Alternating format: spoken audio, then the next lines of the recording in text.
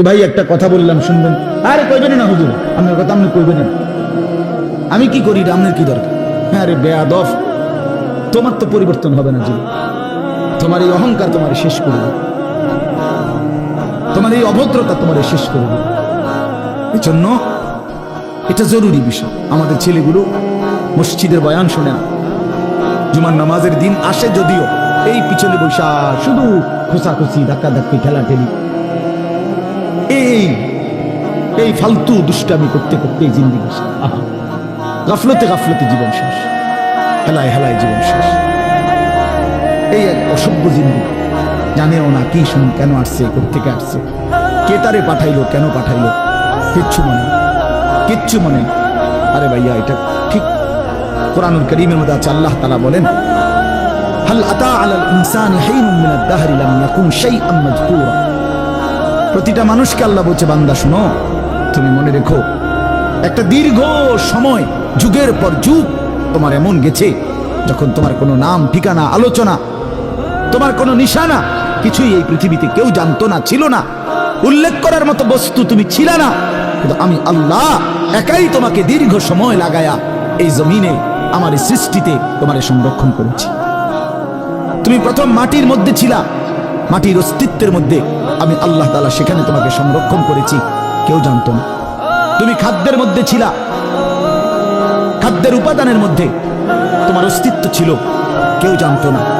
একদিন নির্দিষ্ট পরিমাণ খাদ্য তোমার বাবা ভক্ষণ করেছে, সেখান থেকে আমি আল্লাহ নির্দিষ্ট পরিমাণ বীর্যের ফোঁটা তৈরি করেছি।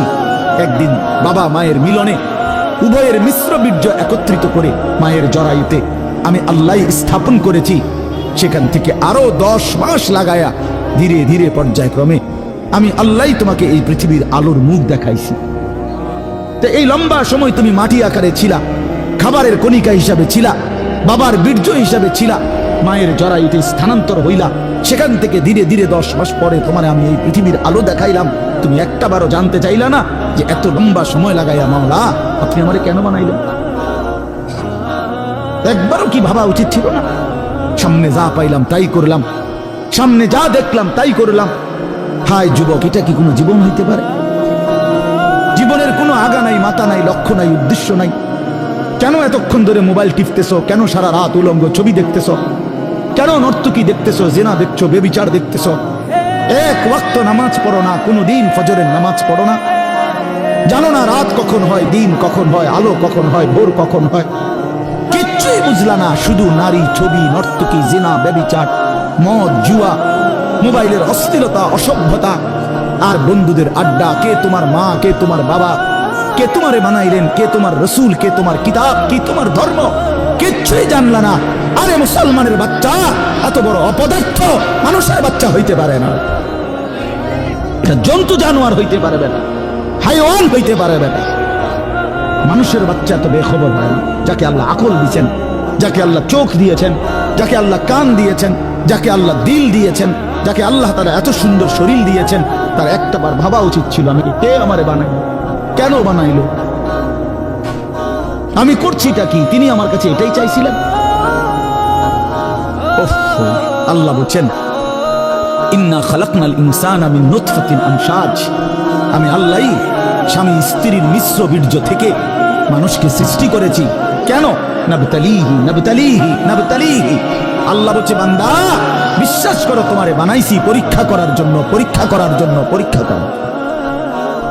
নাবতালিহি ওয়ালা নাবলুওয়ান্নাকুম ওয়া নাবলুকুম লিনাবলুয়াহুম লিয়াবলুয়াকুম, একই শব্দ, কোরআনের শব্দগুলো। পরীক্ষা করার জন্য, পরীক্ষা করার জন্য, পরীক্ষা করার জন্য, পরীক্ষা করার জন্য। যদি বলি আল্লাহ আপনি আমার কি পরীক্ষা নিবেন, আল্লাহ বলেন আমি জানতে চাচ্ছি, দেখতে চাই আমি তোমার একটা অনির্দিষ্ট হায়াত দিয়েছি, অস্থায়ী। একে তো এই পৃথিবী তোমার জন্য স্থায়ী না, দ্বিতীয়ত যেটুকু হায়াত দিছি তাও অনির্দিষ্ট। একে তো তুমি স্থায়ী থাকবা না, দ্বিতীয়ত যে কয়দিন থাকবা তাও জানা না। কত বুঝেন নাই? আমি একটা মনে করেন আমি বুঝলাম যে আমি এই পৃথিবীতে স্থায়ী না, অস্থায়ী, বাকি কয়দিন এটা কইয়া দেন আমার কি 14 দিন না 14 মাস, তাইলে আমি এভাবে গুছাইতাম। যদি 14 দিনের হয় তাইলে 2টা লুঙ্গি এলে তো সারে, আর যদি 14 বছরের হয় তো আরো কিছু সামানা লাগবে। কথার কথা আল্লাহ বলে না, আমি এটাও বলবো। কতদিন থাকবো, থাকতে দিব তোমারে, তাও জানাবো না, তাও জানাবো না, আমি জানি শুধু। তাহলে একটি অস্থায়ী জায়গায় অনির্দিষ্ট কিছু সময়ের জন্য আল্লাহ বলেন আমি তোমাকে থাকতে দিছি পরীক্ষা করতে, তুমি কি স্থায়ী ঠিকানা জান্নাতে যেতে চাও নাকি জাহান্নামে যেতে চাও? এই পরীক্ষার জন্য, এই পরীক্ষার জন্য। এবার যদি বলি আল্লাহ আমি যাতে পরীক্ষায় পাশ করতে পারি, আমার জন্য আপনি কি ব্যবস্থাপনা দিছেন, কি কি ব্যবস্থাপনা দিছেন? তা আল্লাহ তাআলা বলেন 3টি ব্যবস্থা আমি 24 ঘন্টা তোমার জন্য দিছি। কয়টা বলেন না ভাই, কয়টা? 1 নাম্বার হলো ফাজআলনাহু সামিআন বাসীরা, আমি আল্লাহ তাআলা তোমাকে আমাকে মানার মতো যতগুলো হুকুম আমি করেছি, যতগুলো নিষেধ আমি করেছি, প্রতিটা হুকুম পালন করার, প্রতিটা নিষেধ বর্জন করার আমি আল্লাহ শতভাগ যোগ্যতা সম্পন্ন একটি শরীর, দেহ আমি আল্লাহই তোমার দিয়েছি। একটা হুকুম এমন নাই বন্ধু যেটা আমার শরীরের মধ্যে সক্ষমতা নাই, অথচ আল্লাহ করতে বলছে। এমন একটা গুনাহ নিষেধ এমন নাই যেটা আমার পক্ষে বিরত থাকা সম্ভবই না, অথচ আল্লাহ আমার এটা থেকে বিরত থাকতে বলছেন। আল্লাহর কসম, এমন কোন হুকুম মালিকের নাই। আল্লাহ তাআলা জুলুম করে না। ইন্নাল্লাহা লা ইয়াযলিমু মিসকালা যাররাহ, নিশ্চয়ই আল্লাহ তাআলা এক বিন্দু জুলুম করে না। মনে করেন আমারে আল্লাহ বলছে রুকু দিতাম, এখন আমার কোমরে বাঁকা হয় না, তাইলেন আমি বলতাম যে আপনি আমার দেখতেছেন আমার কোমরটাই ভাঙে না, আপনি আমারে রুকু করতে বললেন, এটা তো জুলুম করলেন। এখন কি বিষয়টা এমন? কথা বলেন না কেন? আমারে আপনি সেজদা দিতে বললেন, আমি তো নিচের দিকে যাইতে পারি না, আমার বানাইলেন তাল গাছ, আমারে বললেন সেজদা দিতে, তাইলে না এটা জুলুম হইতো। কিন্তু আমার আপনার শরীরের মধ্যে এই যে কনুই ভাঙ্গে, হাঁটু ভাঙ্গে, কোমর ভাঙ্গে, বাঁকা হয়, এটা কেন দিলেন? তো আল্লাহ তাআলা সেজদা করার যোগ্যতা দিলেন। একটি বিধান বলেন, একটি, ওযু, গোসল, নামাজ, রোজা, হজ, যাকাত, জিকির, তেলাওয়াত, দান, সাদাকা, গুনাহ থেকে বাঁচা, হারাম থেকে বাঁচা, চুরি, ডাকাতি, জিনা, ব্যভিচার, মদ, জুয়া, সুদ, ঘুষ, অশ্লীলতা, বেহায়াপনা থেকে ফিরে আসা, কোনটার যোগ্যতা আমার শরীরের মধ্যে নাই? যে আমার চোখটার এমন অবস্থা যে আমি যদি কোনো বেডির দিকে চাই তা আর নামাইতে পারি না। তোর সমস্যা কি? এমন যদি হয়তো হুজুর আমি একবার যদি চোখ উঠাই, কবে 30 মিনিটের কবে আপনি তাইলেন একটা বড় অসুবিধা হতো। বলেন তাহলে আমরা যদি উপরের দিকে তাকাইতে পারি তো নিচের দিকে চোখ নামাইতে পারি না? পারি কিনা বলেন না? তো সমস্যা কি? সমস্যাটা কোথায়? সুদ আল্লাহ নিষেধ করছেন, তো ব্যবসা কি আল্লাহ হালাল করে না? তো ভিন নারী দেখতে কি নিষেধ করছেন, তো একজন পবিত্র স্ত্রী গ্রহণ করতে কি অনুমতি দেয় নাই? তো সমস্যা কোথায়? তাইলে তোমারে মানবার মতো যোগ্যতা সম্পন্ন একটা শরীর দিছি, তোমারে বুঝাইয়া বলার জন্য নবী রাসূল এবং ওলামায়ে কেরাম দিয়েছি, তোমারে বুঝবার জন্য কিতাব দিয়েছি, এরপরেও বান্দা কেন পারলাম? কি উত্তর দিবেন তখন? বলেন ভাই, বলেন বাপ, কি জবাব হবে তখন আমাদের? আমরা কি বলবো তখন? দুইটা প্রশ্ন আল্লাহ এবং রাসূল হাসরের ময়দানে করবে। একটা হলো দুনিয়াতেই করছে আল্লাহ, এটা কোরআনে আছে, ফাবি আইয়ি হাদিসিন বাদাহু ইউমিনুন। আমি নিয়মিত বলি এই কথাটা, কোরআন শরীফে আছে, আল্লাহ বলছেন বান্দা আমি 23 বছরে 30 পারা কোরআন নাজিল করেছি। আমি আল্লাহ আমার সর্বশ্রেষ্ঠ কালাম তোমাদের জন্য দিয়েছিলাম। আমি এক একটা কথা বান্দা বারবার এই কোরআনের মধ্যে বলছি, আকিমুস সালাহ, আকিমুস সালাহ, আকিমুস সালাহ, আকিমুস সালাহ। বান্দা তুমি জানো আমি 80 বারের চাইতে বেশি তোমারে বলছি নামাজ পড়ো, নামাজ পড়ো, নামাজ পড়ো, নামাজ পড়ো। এত শ্রেষ্ঠতম কিতাব বললাম, 30 পারা কোরআন দিলাম, এতবার বললাম। আল্লাহ জানতে চাইছে কোরআনে, বান্দা এরপরে আর কোন কথা বললে, এর চাইতে দামি আর কোন কিতাব দিলে তুই নাফরমান আমার কথা মানতি? এই বেনামাজি বেঈমান, আর কোন আল্লাহ বললে, আর কতবার বললে কোরআনের চাইতে দামি আর কোন কিতাব নাজিল করলে তুই নাফরমান সেজদা দিতি? বলে জানতে চাইছে যে আমি আর কি বললে, আমি আর কেমনে বললে বান্দা, আমি আর কতবার বললে বান্দা আমারে মানতা? হায় কোরআনুল কারীমের মধ্যে মোট 89 বার 8, 9, 89 বার এই কথাটা আছে, ইয়া আইয়ুহাল্লাযীনা আমানু, হে ঈমানদারগণ, হে ঈমানদারগণ, হে ঈমানদারগণ। বিশ্বাস করেন 89 বার আল্লাহ ডাকছে, হে আমার ঈমানদারগণ, হে আমার বান্দা, ওই আও না। এতবার বললেন, আর কতবার বললে আমরা আল্লাহকে সিজদা দিতাম? বলেন ভাই আমার ছেলেরা, বলো বাবা। আর কতদিন বললে ফজরের নামাজ পড়তা? খোদার 365 দিনে কোনোদিন ফজরের নামাজ পড়ো না, একদিনও না। তুমি মানুষের বাচ্চা,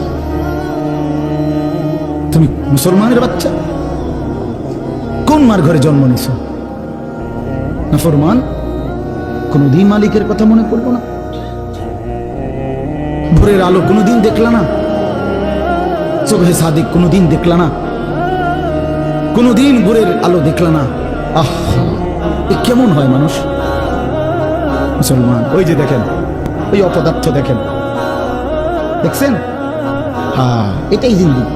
কারে বলে, কি বলে, কেন বলে, কার জন্য বলে, এগুলো আমার দরকার। আমার শাহওয়াত, আমার বন্ধুদের আড্ডা, আমার বান্দ্রামি, এই আমার জিন্দেগি। হ্যাঁ হ্যাঁ, আমি ছাড়তে রাজি না বাপ, আমি ছাড়তে রাজি না। অভিভাবকরা আপনারা নিজ নিজ সন্তানের ব্যাপারে এই পরিমাণ গাফিল হয়ে গেছেন। সবাই বিল্ডিং দেখায়, বিল্ডিং। হুজুর ঘর ইয়ান করছি, কিন্তু দোয়া করে কিতা দোয়া করতো? বিল্ডিং এর আবার দোয়া কিতা বলেন? ইট বালু কি দোয়া? এটা কিতা দোয়া করতো? মোটরসাইকেল কিনছি, হুজুর কিন্তু দোয়া করে দেন। মোটরসাইকেলের দোয়া, প্রাইভেট কারের দোয়া, প্রাইভেট কারের বইয়ে ভিতরে বইয়ে দোয়া করেন না, যাইতা এটা ভিতরে ঢুকাই, হুজুরের ভিতরে বই কত দোয়া করে। কি দোয়া করতো বেটা? হায় হায় হায়, ছাদ ডালাই আজকা দোয়া করে দেন, আজকে ছাদ ডালাই। এই খাট পালং আর সোফা ফার্নিচারের জন্য দোয়া চাইলেন, এই সন্তানটা নষ্ট হয়ে যাচ্ছে, তার জন্য কিছু বললেন না? ছেলেটা এক ওয়াক্ত নামাজ পড়ে না, মেয়েটা কোনোদিন পর্দা করে না, স্ত্রী পর্দা করে না, ঘরে প্রতিদিন রঙিন টেলিভিশন চলতেছে, স্ত্রী, ছেলে মেয়ে, নাতি নাতনি প্রতিদিন নাচ গান নর্তকীর ছবি দেখতেছে, হিন্দি সিরিয়াল দেখতেছে। আহ, এদের জন্য কোনো কান্নাকাটি নেই? প্রত্যেক রুমে রুমে ছেলে মেয়ে, প্রত্যেকের হাতে হাতে একটা একটা মোবাইল, সারা রাত উলঙ্গ ছবি দেখতেছে। কার জন্য ছাদ ডালাই দিতেছেন? এই নাফরমানের জন্য? এই সোফা কার জন্য বানাইলেন? এই খাট কার জন্য বানাইলেন? এই হাইওয়ানদের জন্য, যারা একটা সেজদা দেয় না, সারা রাত উলঙ্গ ছবি দেখে, কোনদিন ফজরের নামাজ পড়ে না, যে হাইওয়ান, এই চতুষ্পদ জন্তুর জন্য ঘর বানাইলেন? আফসুসের ব্যাপার, আফসুস। আমার রীতিমতো আশ্চর্য লাগে এটা। নিজেরা চলতে ফিরতে তো দেখি এটা, কি পরিমাণ বিরক্ত হই মাঝে মাঝে। কি কয় কয় ঘরের লেগে দোয়া করতো, বিল্ডিং এর লেগে দোয়া, ছাদের লেগে, প্রাইভেট কারের লেগে, মোটরসাইকেল, প্রায় তো আমাদের জ্বালাতন করে, বুঝছেন? এগুলো লেগে। এই হলো জিন্দেগি আমাদের। আপনারা রাগ হয়েন না, অর্থ হলো এই কথা বুঝানো যে আমরা এইভাবে যদি নিজেদের ব্যাপারে, সন্তানের ব্যাপারে, স্ত্রী পুত্র পরিজনের আখিরাতের ব্যাপারে ভুলে যাই, এই ঘর বাড়িয়ে খাট পালং আর সোফা ফার্নিচারে এগুলো দেখাই আল্লাহর কসম কোনো লাভ হবে না। 20 বছর পরে আমি বললাম, আপনার ঘরের সাজানো ফার্নিচারওয়ালা এই বাড়ি বরাবর আপনার মৃত্যুর 20 বছর পরে আইসা আপনি একদিন কবর থেকে ফেরেশতারে বললা, ঘন্টা 2-1 জন্য আপনি বাড়িতে আইসেন, নিজের বাড়িতে। 20 বছর পরে আইসা দেখবেন আপনি যে ঘর ফার্নিচার আসবাবপত্র দিয়ে সাজাইয়া দিয়ে গেছিলেন, তার কিছুই আপনার ঘরে নাই। সবগুলো পুরাতন হয়ে যাওয়ার কারণে, মডেল চেঞ্জ হয়ে যাওয়ার কারণে এগুলো ফেলে দিয়ে পরবর্তী জেনারেশন নতুন কিছু দিয়ে ঘর সাজাইছে। আপনি দেখবেন নাই, এগুলো নাই, এই সোফা নাই, আপনার বানানো সেই খাট আর নাই, ওই ফ্রিজ আর নাই, ওই ফার্নিচার আর নাই, এগুলো এখন আর নাই, এগুলো চলে না। কিন্তু প্রতিটা সেজদা, প্রতিটা রুকু, প্রতিটা জিকির, প্রতিটা তেলাওয়াত, প্রতিটা টাকার দান, প্রতিটা সাদাকা, আল্লাহর কসম আখিরাতে জান্নাতে ফেরেশতা ওইটার পুরস্কার একেবারে লিখিত ডকুমেন্ট সহ আপনার হাতে উঠাবে। আররাফাহা লাহুম ইয়ারিফুনাহা, ইয়ারিফুনাহা কোরআন শরীফ আছে। আপনারা আমি এটা বুঝাইয়া কইতো মজা পাইবেন। আপনি বলেন একবার সুবহানাল্লাহ, আবার বলেন সুবহানাল্লাহ, আবার বলেন সুবহানাল্লাহ। এই কয়বার হইল? এই হাসরের ময়দানে ফেরেশতা জান্নাতে এই বান্দাকে বলবে যে ভাই সাহেব, 15ই নভেম্বর 2024 11টা 36 মিনিটে শাহেদাগর দারুল উলুম মঈনুল ইসলাম মাদ্রাসার মাহফিলে আপনি 11টা 36 যখন বাজে তখন একবার সুবহানাল্লাহ পড়ছিলেন, এইটা সেই সুবহানাল্লাহর পুরস্কার। এরপরে আপনি দ্বিতীয়বার আরেকবার সুবহানাল্লাহ পড়ছিলেন, এটা দ্বিতীয়বার একটা। এরপরে আরেকটা দিবে, সেটা বলে বলবে এটা তৃতীয়বার একটা। এইভাবে আলাদা আলাদা এখানে আপনার পুরস্কারের মধ্যে বিনিময় প্রতিদানের মধ্যে আপনার এখানে লেখা আছে একেবারে সন তারিখ দাগ নম্বর BSCS RS শুদ্ধ লেখা। কুলু ওয়াশরাবু হানিআম বিমা কুনতুম তা'মালুন।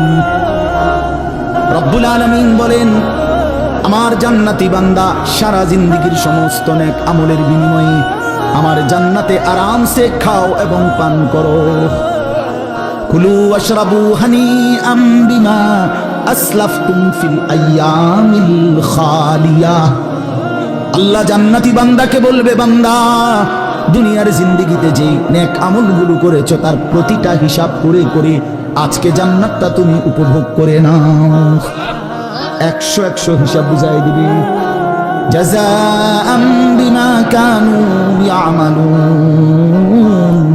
আল্লাহ বলেন, দুনিয়ার জীবনে যা আমল করেছো বান্দা, জান্নাতে আমি তার পুরোপুরি বিনিময় বুঝাই দেব। লাহুম মা ইয়াশাউনা ফিহা ওয়া লাদাইনা মাজিদ। আল্লাহ বলে, বান্দা জান্নাতে তুমি যা চাইবা আমি আল্লাহ তো তা পুরা দেবই, কিন্তু বান্দা তুমি চাইবাই কয়টা, জানোই কয়টা, চেনই কয়টা? আমি আল্লাহ তোমার চাওয়া যখন শেষ হবে, ওয়ালাদাইনা মাজিদ, আমি নিজের থেকেও আরো অগণিত কোটি কোটি নিয়ামত দেব। হ্যাঁ, আমি বোকা ভাইবেন নাম করে আমরা 2-4 কলম বইরাই বুঝছি আখেরাত ঠিক আছে। ছেলেরা নিজেরে চালাক ভাইব না, নাফরমান চালাক হয় না। পাপী কখনো চালাক নয়, পাপী বোকা। অসভ্য কখনো চালাক হয় না, বেনামাজি কখনো চালাক হয় না, সুদখোর কখনো চালাক হয় না, হারামখোর কখনো চালাক হয় না, ঘুষখোর কখনো চালাক হয় না, গাঁজাখোর, ফেন্সিখোর, বাবাখোর, ডাইলখোর, ইয়াবাখোর, ফুট্টাখোর, মদখোর, নেশাখোর সে কোনোদিন বুদ্ধিমান হয় না। সে বোকা, আহাম্মক, বলদ বলদ বলদ, বেউকুফ। এটা বেউকুফ। বাটপার তো বাটপারে না, বাটপার সালা হইব কেন? কথা বলেন না কেন? মনে করেন এইতে 3টা কমলা ফসা দিয়া 1 ডজন বেচে লাইছে, 12 না, ভিতরে 3টাই ফসা। আপনি বলেন মাশাআল্লাহ, সালাক দেখছেন কেন? না না, হে সিটারে নাই, সালাক কি? কথা বলেন না কেন? হয় বাটপার, হয় চালাক হবে কেন? 100 গ্রাম গোস্ত কম দিয়া 1 কেজি বেচে লাইছে, হে সালাক, হে বাটপার, হে চিটার। তো চিটার তো চিটারে না, হে চালাক হবে কেন? সুদখোর তো সুদ করে না, হে চালাক বলেন কীর্তন? আমরা মিথ্যাবাদী তো মিথ্যাবাদী না, ওরে আপনি চালাক বলবেন কেন? কথা বলেন না কেন? চালাক হবে কোন যুক্তিতে? পৃথিবীর কোন অভিধানে লিখছে, কোন ডিকশনারিতে লিখছে? আমি কুমিল্লা ভিক্টোরিয়া কলেজ থেকে মাস্টার্স পাস করছি, আপনি কোন বইয়ের নাম কোন ডিকশনারিতে লিখছে চালাক তাহাকে বলে যে মিছা কথা সুন্দর করে বলতে পারে? হ্যাঁ, এটা কোথায় আছে?